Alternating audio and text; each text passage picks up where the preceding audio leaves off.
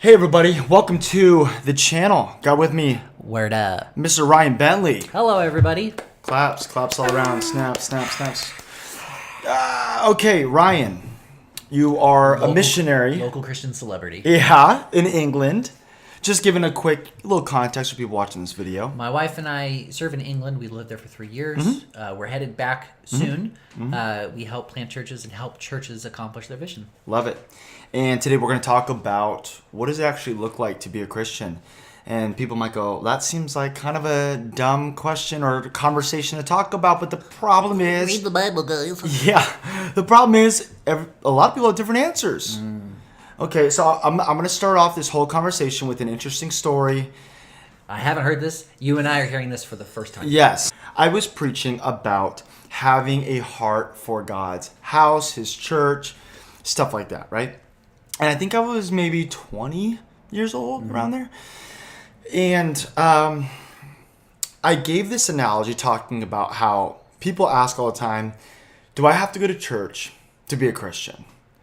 And I was saying that in a sermon, and I said, which is the wrong question. The church is the Christians, and the question is, should we be gathering, and should we be what should that gathering look like? What does life and community as believers supposed to look like? That's a different question. I say because it's kind of like asking somebody, and this is where we're going to get to this is the point of the story, is I had said something to the nature of, it's like somebody asking if they're on the basketball team, but they never go to practice. It was something of that. I was relating it somehow to that, right? It was a long time ago. Well, anyways, that one line gets quoted on Twitter. Okay, that one line. And somebody replies. Twitter's a great place. Yeah. Not even by me, but by somebody who's going to our church. And someone replies and says, it was really negative, kind of rude. And then people just started coming in. I probably had 30 or 40, notifications when I opened my phone. And people were just going off, I had Mormons telling me I was wrong. I had somebody who was Catholic chime in. A lot of people who would probably say they were Christian but didn't attend church at all or any type of church. People bash on organized religion. Some people who were affirming it and agreeing with me. But the truth was, I'm like, guys, that was one sentence in context. And so it was a little bit, but it's hard on Twitter. Yeah. Characters. All I did was I typed up something on notes. Going, guys, here's the context. Screenshot it, sent it out. No, didn't reply to anybody else after that. But it's not as simple and as black and white, I think, as we all think it is. Okay. Let's just start here. In basic terms, foundational, what does it mean to be a Christian? Let's just start there. I would say, what does it? See, because what do you mean by what does it mean? Exactly. See, that's exactly the point. We gotta what do we mean? break this down. Yeah. Insert drop here. Right. I think what I would do, if I may. Yeah. Is what the real question is what does it mean to have a relationship with Christ? Okay. So what is Christian? Christian was actually a slang derogatory term, meaning little Christs. Right. So it's like you're the little Christ. Matter of fact, I am. It's followers of Jesus. I'm that guy as you're talking. Nice. It's followers of Jesus. Okay. So what does that mean to be a Christian? It means to follow Jesus. What does it mean to follow Jesus? That's a better question that we can answer. So then the what begs the question is what does it look like to follow Jesus? Because we're looking for verbs here. That's really what's packaged in the question. Being a Christian is actually a state of personhood. You don't do anything to be a Christian. There's no verb that you don't do this and then you're a Christian. That's the paradox of Christianity, is that Christ already done it. Yeah. He done it, and then we are adopted into that. I think what I was talking about the last few weeks with a buddy of mine is when does someone accept Christ? Like, when does someone come into a relationship with him? I think that's the question that we need that it's really at the basis of what does it mean to be a Christian, is who's in and who's out. Yeah. I'm going to let you talk, and then Well, I'll talk. Here's an idea. I mean, we know that I believe James, it's one of James's chapters, Somewhere in there. says that even the demons believe. Yeah. And they shudder, right?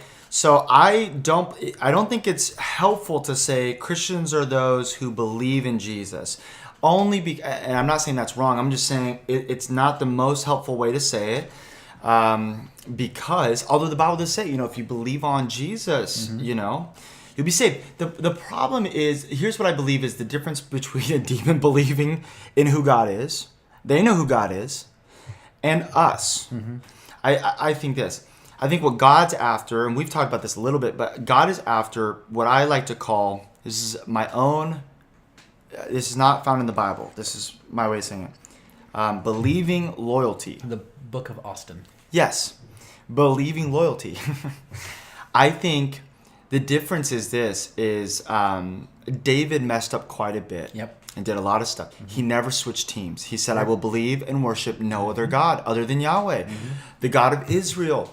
And so, yes, the demons know and who God is. They do not worship him, and they are not loyal to him. I know that's not perfect, but I would start there going, what God is after is believing loyalty. That we actually join his team, if you will. There's a 4-point answer. I was talking to my friend with actually lunch yesterday. He gave me 4 parts to this. Actually 3 to like be in the door, but 4th is like alive. Okay. Number 1, know. You gotta know Christ, which implies relationship, but you can't, like, faith isn't this empty ethereal thing. It's a substance. Right. It's visceral, it's real. And it's tied to an object. Yes. So you gotta know. And then you gotta believe. Like, not only cognitively understand these truths, but you also have to believe in them and on them, right? So not only do I know this thing, but I claim it. Like, I believe that. Okay. I'm part of that team. Okay. And then the third, this is what I think separates us between, like, that sentence was gonna come out real bad. This is what separates us from demons. Demons know and they believe. Yeah.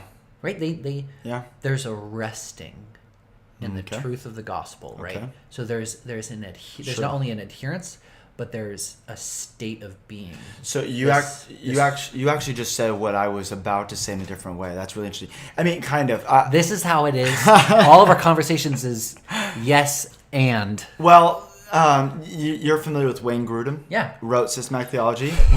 I've read that same cover to cover. No joke. I have too. I read it when I was 18, 19. I read it because I really started. I was introduced to Reformed theology and stuff like that. I read it and literally just went through it. Took me a while, and just wrote stuff I disagreed with and stuff I agreed with. Cut out the things that you. Yeah. Nope. No, I'm just kidding. And I read it. It is a well thought through book. It's kind of some of the basics of systematic theology, stuff like that. But he talks about, I don't think it's in that book, but Wayne Grudem does say there's 3 elements of belief. It's kind of the same thing what you just said, just in a different way. It's knowledge, dependency, and agreement. Yeah. So yeah. Exactly. And that is a little bit more of what it means to believe. And so, but same thing though. There's this 4th point that I think kind of takes it up a notch there, because there's this knowledge, there's this belief, or I think agreement would be Grudem's point, and then there's rest, which is dependency. Yeah, so all that works together. Order of that happens is actually, I'm going to say it's different for everybody, to be honest. But then there's this 4th that Jared Wilson, it's a book, he's actually from Tri-Cities, he wrote, and he talks about this awakening. Okay. This you don't have to have this to be saved. If we're slicing it pretty thin here, but there's this moment, or this process of moments in your life where not only is God king of your heart and sitting on the throne of your life, but where your faith just takes a step. And preface this whole thing with, I used to hate this kind of talk because I was very black or white. You're in or you're out. So why am I in? And then there's different tiers, and charismatic theology is like the coming of the Spirit. Right. And like you're filled with the Spirit. Did I not have the Spirit before? I'm so confused. I really didn't like that. But when I thought about my own faith experience and my own walk with Christ, this idea of awakening really kind of hit with me. So I'm actually in the process myself of theologically thinking through this. But let me explain what awakening is. Actually, let me tell you a story of my own, what I would call my awakening. And then we'll be able, through experience and narrative, to kind of say theologically where this is fitting in. Okay. I was a Christian for 4 or 5 years. I was a leader we took this small group of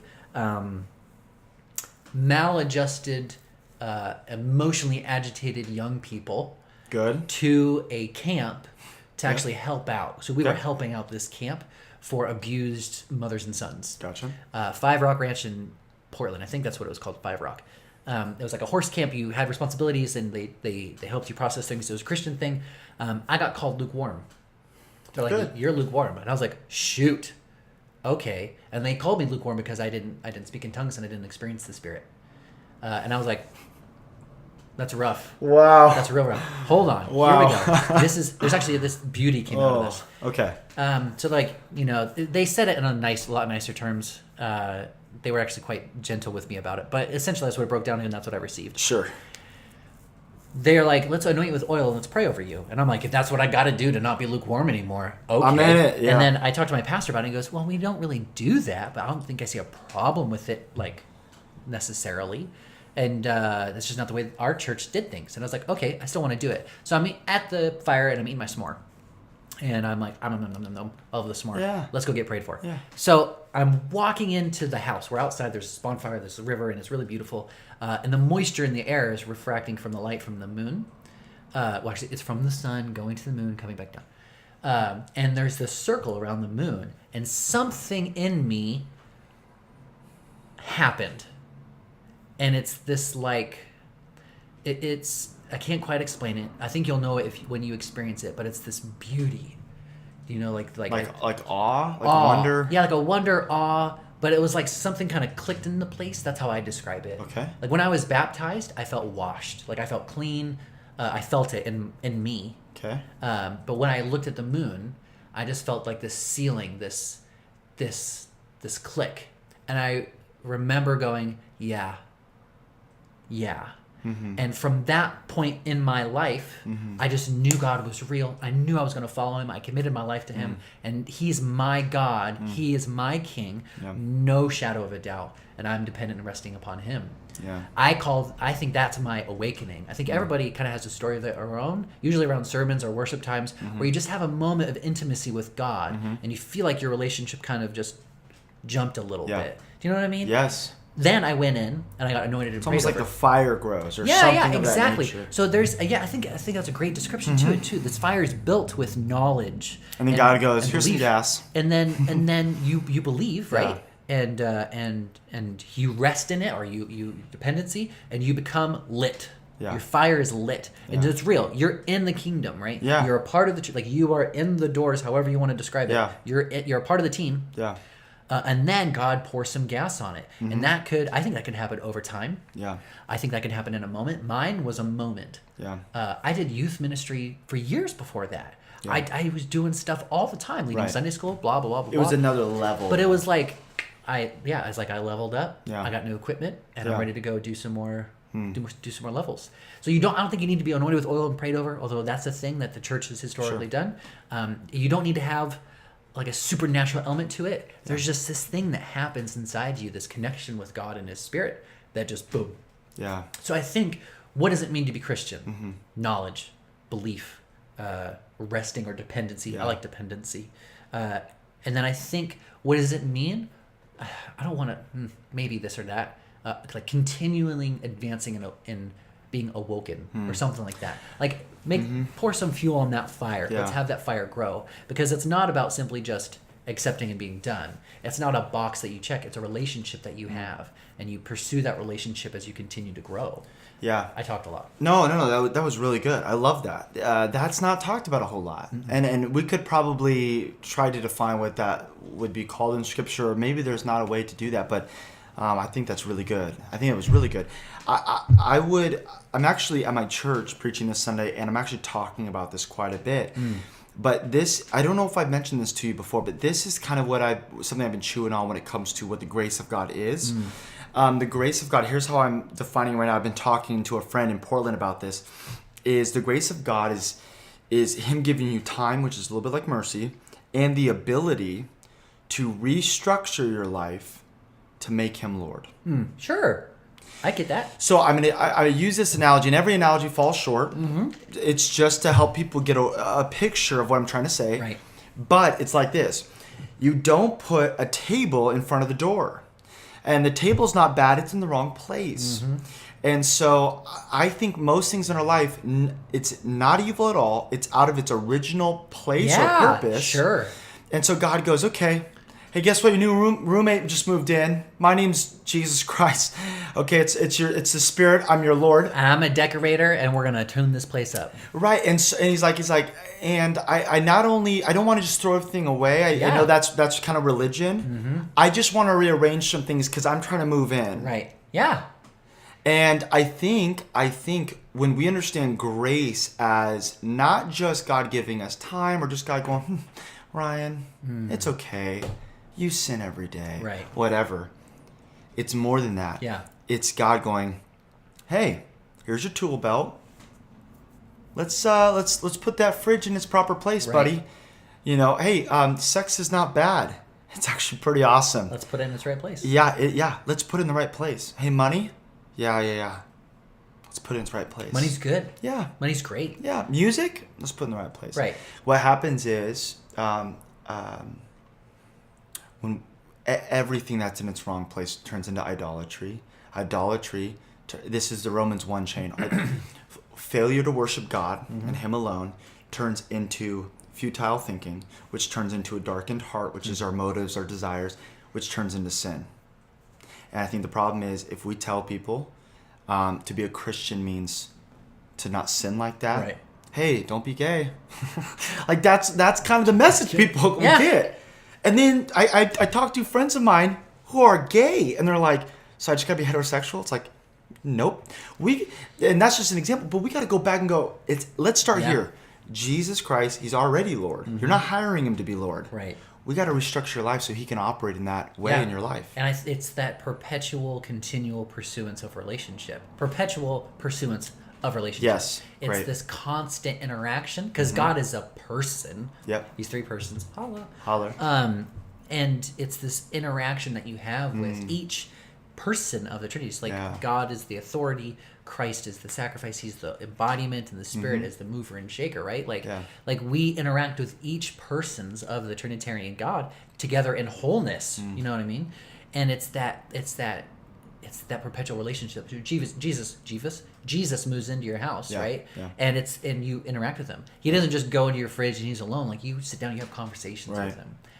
He comes and He heals your heart. He mends your couch. You know what I mean?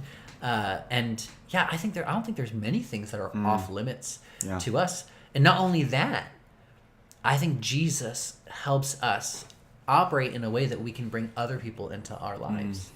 And that's what I think is the part of the church, right? The body. I don't think we're not supposed to be isolated with just Jesus and us in our hut.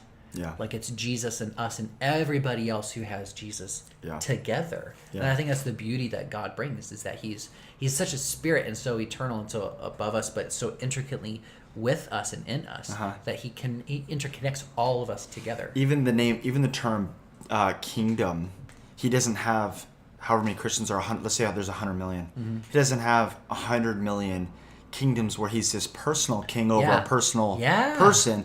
A kingdom's like we're all part of under this one rule, this one reign under one king. Yeah. So anyways, really good stuff. We're going to end the video right there, but I thought you brought some really good stuff to the table. I love it. Bringing it all day. That's what it looks like to be a Christian. All day. Come on, so good. Guys, for more videos just like this one, subscribe to the channel.